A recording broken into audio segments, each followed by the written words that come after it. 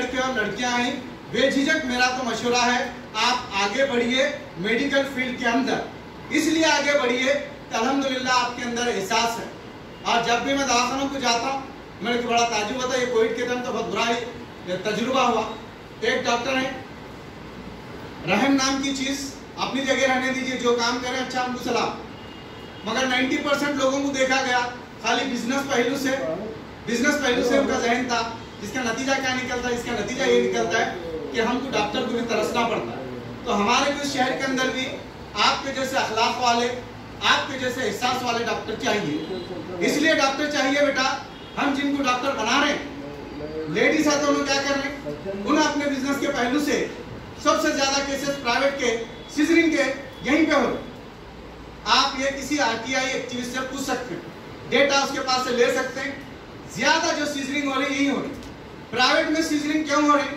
क्योंकि प्राइवेट में सीजरिंग इसलिए हो रही है कि बिल बढ़ाना है तो ऑब्वियसली है। गवर्नमेंट के अंदर सीजरिंग के लिए प्रॉब्लम आता है, वहाँ पे बहुत ज्यादा क्लैरिफिकेशन देना पड़ता है, इसलिए गवर्नमेंट हॉस्पिटल्स के अंदर सीजरिंग के केसेस कम हो। तो ये जो चीजें मैं देख रहा हूँ, तो मेरी तमाम लड़कियों से भी गुजारिश है, अगर आपका परसेंटेज अच्छा है, अगर आपको साइंस में दिलचस्पी है, आप कमजोर टाइप के नहीं है, बल्कि आप घंटों अच्छे से काम कर सकते हैं और बर्दाश्त कर सकते हैं लोगों को, तो आप इस फील्ड में जाइए। ये फील्ड आने वाले 10 से 12 साल बहुत ज्यादा बूम करने वाली है, बहुत ज्यादा इंशाल्लाह इसकी डिमांड रहेंगी। डिमांड इंशाल्लाह उन लोगों की खास कर रहेगी जिन लोगों के पास सर्टिफिकेट के साथ बेहिसाब सलाहियत हो, और सलाहियत बेटा जुनून से आती है। यानी कोई भी सब्जेक्ट के अंदर आपको पूरी तरह से लगा हुआ है, तब आप वो इब्राहिम लड़के की तरह देख सकते हैं। मिसाल अल्हम्दुलिल्लाह वो बच्चा पढ़ रहा, इसके एनसीईआरटी बुक्स स्टार्ट करा, एपिसोड प्रोटीन और दूसरे चीज़ों के बारे में सोच रहा है, और फिर उसका स्टडी का जो स्टाइल हम यहाँ सेट करें, वो सेट ये करे कि नीट के 5 साल के क्वेश्चन पहले आप पढ़ना शुरू करना, 3-4 बार 5 बार नीट के क्वेश्चन पेपर पढ़ना फर्स्ट ईयर में। जब आप पढ़ेंगे तो क्वेश्चन पैटर्न समझ में आता है, एक स्टैंडर्ड और एक लेवल समझ में आता है। वो जब किसी को लेवल समझ में आता है तब उन्हें एनसीईआरटी के बुक्स के जरिए जाएगा, तब इंशाअल्लाह ताला अजीज बहुत ज़्यादा उसके अंदर सक्सेस हो सकता है। ये मेडिकल के बारे में कुछ बातें थी। इसी तरीके से जज के बारे में और लॉ की फील्ड के बारे में मैं इंशाअल्लाह डिटेल आपको वहाँ पे हमारे पास मैं आपके सामने पूरा रखता हूँ। मेरी गुजारिश है जैसा आप लोग फर्दन आकर मिल रहे, वहाँ पे मैं इंशाअल्लाह काउंसलिंग के लिए 4 से लेकर 6 बजे तक हूँ। ये मेरी तरफ से फ्री काउंसलिंग रहेगी। आप आके पूरे डिटेल कोर्सेज के बारे में इंशाअल्लाह पूरा ले सकते हैं, अपना भी टेस्ट करा सकते हैं। ये टेस्ट इंशाअल्लाह तामीर मिल्लत से मैं चार्ज करूँगा। एक टेस्ट का इंशाअल्लाह सरवर साहब मैं जो भी आएंगे उनसे 1 रुपया इंशाअल्लाह ये पूरे करियर काउंसलिंग का टेस्ट इंशाअल्लाह करूँगा। इसके अंदर करीब 200 से 300 सवालात होते हैं, और ये 200 से 300 जो सवालात होते हैं इसको सॉल्व करने के बाद आपको स्कैन करें जैसा होता है, आपकी स्ट्रेंथ, आपकी वीकनेस, आपका पैशन और अल्हम्दुलिल्लाह आपकी स्किल्स, इन पूरों को समझने के बाद आप जिस फील्ड में भी इंशाअल्लाह जाएंगे वो फील्ड के अंदर आप काफ़ी सक्सेस हो सकते हैं। ये मेडिकल के ताल्लुक से था, इसके बारे में और डिटेल आप मेरे पास आके ले सकते हैं। अब आ रहा हूँ मैं 50-50 किस्म के लोग बोला था सर्विसेज के बारे में। किसके बारे में बोला था? Thank you very much, you so smart, thank you. अब आ रहे हैं हम सर्विसेज की तरफ में। कम हियर उजैर मास्क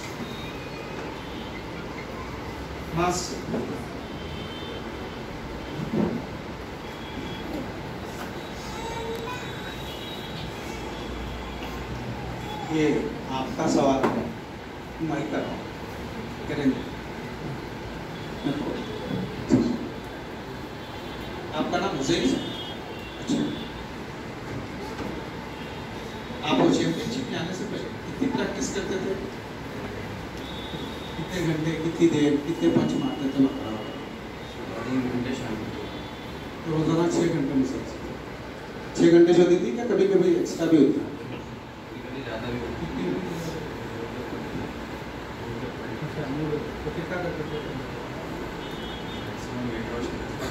आप कहाँ तक जाके कौन सा जो आपका टॉप है वो जूते हैं आपका?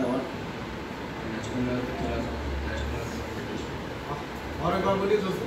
National level gold medal.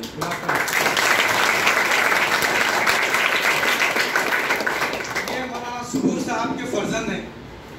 ये बड़ा इंटेलिजेंट बच्चा है, उत्तर प्रदेश के लोग हैं, अब यहाँ गुलबर्गा में शिफ्ट हो गए अल्हम्दुलिल्लाह। ये बच्चा भी काफ़ी इंटरेस्टेड है, काफ़ी पढ़ाई में दिलचस्पी रखता है। तो जिन 4 लोगों को हम सेलेक्ट करने वाले हैं, इनमें से एक का अल्हम्दुलिल्लाह अनाउंसमेंट हुआ है और दूसरों का नहीं हुआ। मोस्टली इसके भी चांसेस हैं।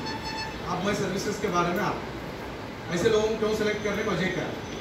अब जहाँ पे भी हम देखेंगे कर्नाटक में कितने डिपार्टमेंट्स हैं आपको मालूम है? एक डिपार्टमेंट में तो पक्का मालूम है, माइनॉरिटी मालूम, माइनॉरिटी डिपार्टमेंट। तो कर्नाटक में एक माइनॉरिटी डिपार्टमेंट के अलावा 37 डिपार्टमेंट है। कितने डिपार्टमेंट है अभी? हाँ, 37 डिपार्टमेंट्स हैं। ये तमाम डिपार्टमेंट्स में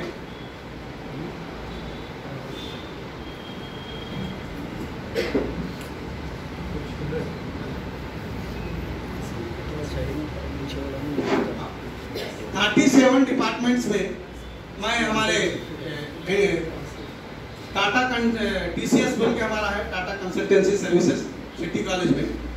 तो मैं KPSC के लोगों से मुलाकात करा, बातें करा बार बार और क्वेश्चन पैटर्न को भी समझा। क्वेश्चन पैटर्न को समझने के बाद आपको ताज्जुब होगा कि कर्नाटक के अंदर ओवरऑल हर साल जो पोस्ट निकलते हैं, कितने निकलते हैं? 50,000 निकलते। कितने निकलते हैं? 50,000। उसके बाद फिर मैं क्वेश्चन पेपर को देखा जो FDA के लेवल का है, क्योंकि मेरी ड्यूटी आती है। देखा मैं तो मेरे को ताज्जुब हुआ अलीम साहब के लड़की ग्रेजुएशन करके यादगीर से यहाँ आई है और स्कीम से रिलेटेड, थाने से रिलेटेड सवाल किया जा रहा है। वो बच्ची सवाल पढ़ती है, फिर स्किप करती है, सवाल करती है, स्किप करती है। वो पेपर होने के बाद मैं पूछा आपको इतना भी नहीं मालूम क्या? मुस्कुराए चली गई। ये हाल एग्जाम देने वालों का हो। फिर और एक बात भी, प्रोबेशनरी ऑफिसर। प्रोबेशनरी ऑफिसर किसको बोलते मालूम है? प्रोबेशनरी ऑफिसर, बैंक का manager, bank 10 minute bank manager. तो बैंक मैनेजर का एग्जाम था फर्स्ट, वहां पे देखा मैं तो माशाल्लाह 108 स्टूडेंट थे। चलो भाई मुस्लिम कितने हैं लिस्ट में तो देखिए ना, मालूम था। देखा आपके हिसाब से कितने होंगे? 108 कैंडिडेट नहीं बैठने वाले, खाली 7 को फिर मैं स्कैन करा, इसमें लड़कियां कितने हैं, लड़के कितने हैं। तो लड़का देखा तो खुशी हुई, जैसा यहाँ देख के खुशी हुई, मगर अल्हम्दुलिल्लाह लड़के भी काफी आगे हैं। तो लड़कियों को देख के खुशी हुई। 5 लड़का बैठी प्रोबेशनरी ऑफिसर के वास्ते और फिर उसमें जो लड़के हैं सिर्फ 2 बैठे। कितने? 2 बैठे। लड़के 2 बैठे हुए हैं और लड़कियां 5 हैं। फिर जाके जब मैं एग्जाम हॉल में बैठा, देखा प्रेजेंट कितने हैं, तो आपको ताज्जुब होगा कि प्रेजेंट जो स्टूडेंट बैठे हैं 6 स्टूडेंट हैं और कर्नाटक के रिजर्वेशन के हिसाब से 5 का सिलेक्शन इन्होंने सिर्फ बैठने की वजह से हो जाता। तो ये हाल है कॉम्पिटिटिव एग्जाम में हमारे रिप्रेजेंटेशन का। तो 37 डिपार्टमेंट में अगर आप SDC FDC का एग्जाम लिखना चाह रहे हैं तो आपके 10th के बच्चे शायद वो एलिजिबल नहीं होंगे, इसलिए कि इनको जो पास करे वो नॉट एक्सेप्टेबल बोल सकते हैं। मगर PUC के बाद 37 डिपार्टमेंट के अंदर पूरे कर्नाटका में करीब 50,000 जो जॉब निकलते हैं उसमें ये डिपार्टमेंट से अल्हम्दुलिल्लाह निकलते हैं। तो आप इन तमाम के बारे में प्लान कर सकते हैं। PUC के बारे में भी आप जो है क्लरिकल जॉब कर सकते हैं या फिर डिग्री के बाद इंशाल्लाह डायरेक्ट जो है आप आगे जा सकते हैं। मैं बैंक की मिसाल रख के इंशाल्लाह आपके सामने डायरेक्ट अपने में लास्ट पॉइंट पे आता हूँ। बैंक के अंदर आप जाते फर्स्ट क्या देखते हैं? बैंक में जाने के बाद क्या नजर आता है? कुछ तो नजर आता नहीं, फर्स्ट बैंक में एंट्री ले कौन हम नजर आता है? जो यहाँ बैंक को जाते हैं तो सिक्योरिटी देखते हैं, उसके बाद थोड़ा और अंदर गए तो बड़ा अच्छा लगता है, फैन रहते हैं, AC रहती है, तो ऐसा सब लोग बैठे रहते। कुछ लोग फॉर्म देने का काम कर रहे हैं, कुछ लोग फॉर्म लेने का काम कर रहे हैं। फिर और एक जगह देखे तब आपको पता चलता है कि अल्हम्दुलिल्लाह और एक साहब बैठे रहते हैं जो पैसा देते रहते हैं, लेते रहते हैं। उनको क्या बोलते हैं? क्या होता है?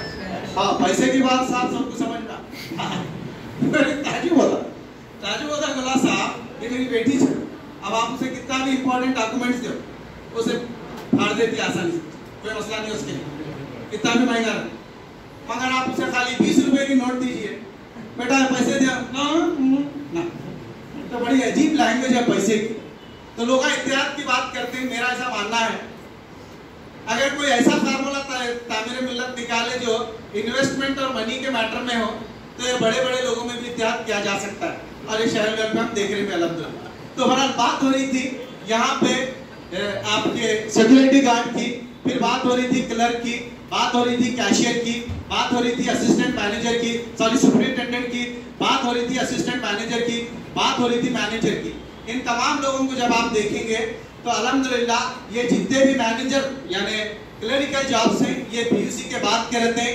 उसके बाद आपको जो मैनेजर या असिस्टेंट मैनेजर का जो जॉब रहता है ये अल्हम्दुलिल्लाह आपको डिग्री करने के बाद ही आप इसके लिए एलिजिबल होते हैं, और जब आप इसके लिए एलिजिबल होते हैं तो अल्हम्दुलिल्लाह आपके लिए बैठने के लिए एसी का इंतजाम रहता है, और जाहिर बात है जब कार आपको मिलेंगी तो वो भी आपके लिए एसी का ही रहेगा। तो ये तमाम के अल्हम्दुलिल्लाह डिपार्टमेंट्स हैं, 37 डिपार्टमेंट, आप इनके अंदर इंशाल्लाह एंट्री करके आप बहुत ज़्यादा अपना करियर शानदार बना सकते हैं। ये बहुत मुश्किल नहीं है और ये बहुत टफ भी नहीं है, खाली आप 8, 9, 10 के सिलेबस के हिसाब से आगे बढ़ेंगे तो इंशाल्लाह यू विल गेट सक्सेस। अब लास्ट मेन अपने यूपीएससी की तरफ आता हूँ। महेश उनको लेकर जाओ। यूपीएससी की तरफ इंशाल्लाह मैं आता हूँ। तो यूपीएससी का यूपीएससी का जो क्राइटेरिया है ये भी बहुत ज्यादा मुश्किल नहीं है। रिसेंटली अल्हम्दुलिल्लाह आपकी तरह जैसे वो बच्चे को मैं देखा, हमारे अनवर भाई के फर्जत कहाँ पे स्टैंड अप, कितना परसेंटेज माशाल्लाह, क्लास फॉर इट। आपको भाई साहब किधर है?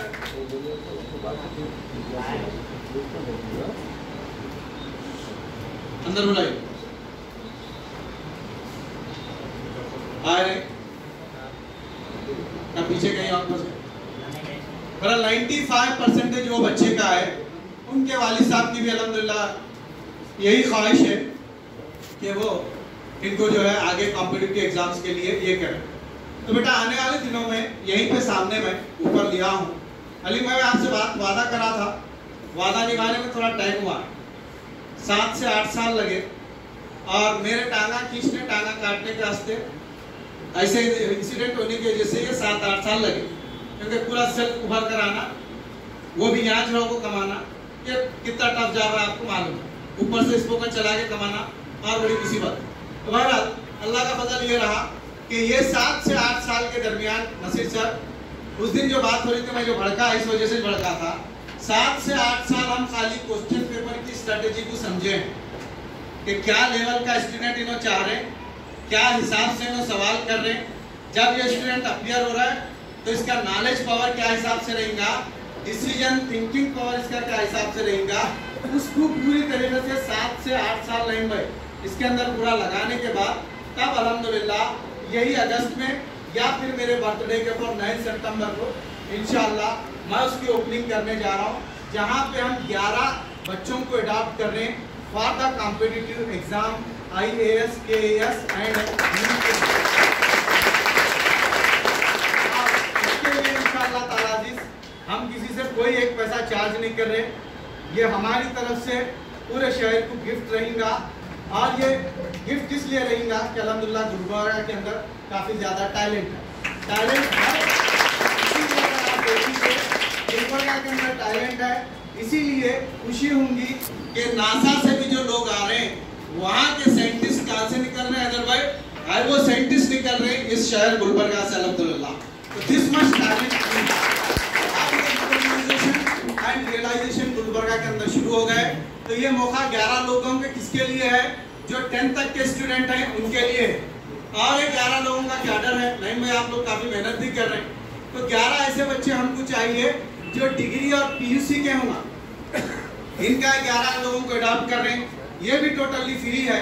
इसके बाद और 11 लोगों को अल्हम्दुलिल्लाह हम अडॉप्ट कर रहे हैं जो ग्रेजुएशन का पास करे हैं। एक लड़की को हम कुरैशी की अडॉप्ट करे हैं, अल्लाह के फजल से पहले अटेम्प्ट में KAS का रिटर्न एग्जाम पास हुई थी, फर्स्ट अल्हम्दुलिल्लाह उसको अडॉप्ट भी करेंगे। तो आपके बच्चे भी बहुत टैलेंटेड हैं, अगर उनको आप ऑफिसर बनाना चाहते हैं, आप अपने बच्चों को देखना चाहते हैं कि आपके बच्चे सिग्नेचर करें और लोग उनकी सिग्नेचर लेकर अल्हम्दुलिल्लाह आगे बढ़ें और आपके बच्चों की ये पोजीशन हो कि उन्हें जहाँ पर भी जाए लोग उनसे पहले उनका इस्तकबाल करें। तो ज़रूरी है कि आप अपने बच्चों की करियर प्लानिंग करें। तो ऐसी एक लड़की प्लानिंग करती है 10th स्टैंडर्ड के अंदर दिल्ली से। दिल्ली के अंदर एक रिक्शा चलाने वाले साहब थे। जब रिक्शा चलाने वाले थे तो जाहिर बात है पढ़े लिखे नहीं होंगे, यूपी के तरफ से वो आते थे। दिल्ली को जब भी आप जाएं तो जामा मस्जिद के पास मैक्सिमम रिक्शा चलाने वाले 2 साइड से रिक्शा चलाते हैं और ये उत्तर प्रदेश और बिहार के मैक्सिमम लोग रहते हैं। तो वैसे ही वो एक आदमी था, रिक्शा चला रहा था, बड़ा खुश था। लोग बोले क्या वजह है, मुझे बेटी हुई है। तो बड़ा लोग मुबारकबाद दिए। मगर जहाँ गरीबी रहती है वहाँ परेशानी भी रहती है, क्योंकि गाइडेंस नहीं रहती। गुलबर्गा लकी है कि यहाँ बहुत बेहतरीन एनजीओज काम कर रहे हैं। उन तमाम एनजीओज में मैं जिसको वाकई अपना मेंटर मानता हूँ, उस एनजीओज के हेड का अल्हम्दुलिल्लाह नाम है आजम साहब और उनकी एनजीओ का नाम है India Baitul Maal. So I huge salute to all तो ऐसे मामला वो लड़की के साथ भी होता है। वो बच्ची 6 से 8 महीने की रहती है, वालदा का इंतकाल हो जाता है। आप इमेजिन कीजिए कि सबसे बड़ा सहारा जमीन के ऊपर माँ जिनका इंतकाल हो जाता है। फिर जो ही इंतकाल हो जाता है अल्हम्दुलिल्लाह इंतकाल जो ही उस लड़की का हो जाता है तो ये हिसाब से वो लड़की इंतकाल होने के बाद माँ का इंतकाल होता है। फिर बच्ची 5th स्टैंडर्ड में आती है, एडमिशन लेती है स्कूल में, गवर्नमेंट स्कूल हो गई। स्कूल होने के बाद फिर सेकेंड PUC कॉलेज में जाती है, आर्ट्स में लेती है एडमिशन। आर्ट्स में एडमिशन लेने के बाद अल्हम्दुलिल्लाह वो बच्ची फिर BA में एडमिशन लेती है। BA में एडमिशन लेने के बाद उसका रस्म रहता है, लड़का ढूंढना शुरू करते हैं। तो लड़का फाइनली एक फंक्शन हॉल में जॉब करते रहता है, उसका भी हो जाता, मतलब रस्म उस लड़की से तय पाता है। रस्म के टाइम उन बोलती है कि मैं बचपन से ख्वाब देख रहा हूँ, वो सिर्फ तुम पूरा कर सकते। तो लड़का खुश होता, बोलता है क्या ख्वाब है बोलो जरा। तो मुस्कुराता है, बोलो क्या ख्वाब है। तो लड़की बोलती है क्या होना तुम्हारे को स्टार सुना क्या, बोलो मैं लिखा कर देता हूँ। तो लड़का मुस्कुरा कर बोलता है मुझे स्टार्स नहीं चाहिए। ये लड़की बोलती है स्टार नहीं चाहिए, बल्कि मैं शादी इंशाल्लाह 3 साल के बाद करूंगी, एक एग्जाम लिख रहा हूँ। फर्स्ट टाइम एग्जाम लिखते फेल हो जाती, सेकेंड टाइम एग्जाम लिखते फिर फेल हो जाती, थर्ड टाइम जब एग्जाम लिखती है रिजल्ट अभी डिक्लेयर नहीं हुआ होता, बड़ा पुलिस उनके एरिया में आ जाती है और लोग पुलिस को देखकर बात करना शुरू करती है क्या ना क्या बड़ा काम करिए जिसकी वजह से पुलिस है ये पता नहीं क्या मुसीबत है ये। तब जो ही ऐसा बोलते रहती है DC सुनकर बोलता है तुम्हारे जैसे 10,000 लोग जो काम नहीं करे वो अकेली मिलकर ये बच्ची ऐसा काम करिए। अच्छा ऐसा क्या काम करी साहब? तब वो बच्ची बोलती है ये बच्ची जो है वो ऑफिसर बोलता है ये बच्ची जो है क्लास 1 ऑफिसर बन गई। क्लास 1 ऑफिसर बोले तो लोगों को मालूम नहीं रहता। तब बोलते हैं क्लास 1 ऑफिसर किसको बोलते हैं? तब वो DC बोलता है पुलिस मालूम है कि हाँ साहब हम रिक्शा चलाने वाले हैं, पुलिस भी मालूम है, उसके डंडे भी हमारे को मालूम है, क्योंकि मैक्सिमम मुसलमानों के एरिया में डंडे खाने की नौबत आई। तो वही हाल होता है वहाँ भी, उन बोलता है हम पुलिस भी मालूम है, पुलिस के डंडे भी मालूम।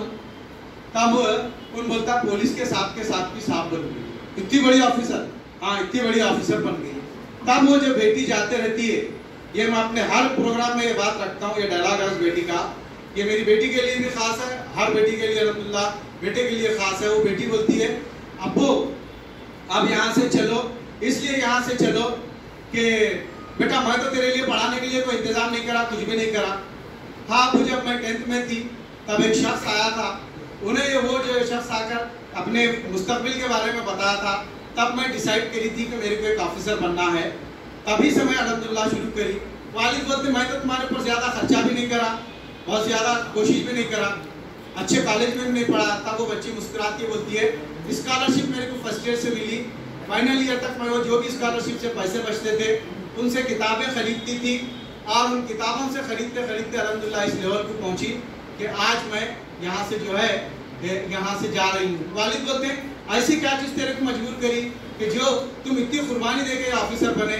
तब वो मुस्कुरा कर एक जवाब देती है, बोलती है अबू जब तुम रिक्शा चलाते थे यहाँ से पसीना ये जो है यहाँ से गिरता था, दरअसल वो पसीना नहीं, मैं समझती थी ये खून है जो तुम मेरे लिए कुर्बानी दे रहे हैं। तब मैं डिसाइड